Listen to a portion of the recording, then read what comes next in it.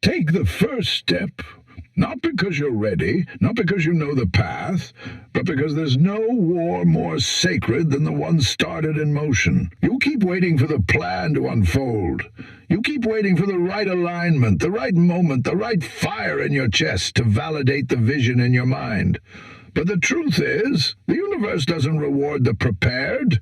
It rewards the initiated. You don't have to see the whole staircase. You just have to place your foot on the first stone, cold and unsure, and move. Because motion is the signature that tells the universe you're serious. Thought is theory. Movement is a declaration. And the second you move, everything else begins to shift. That's not magic. That's momentum. And momentum is how dreams start breathing. You've been tricked into thinking manifestation is visualization. It's not. It's activation.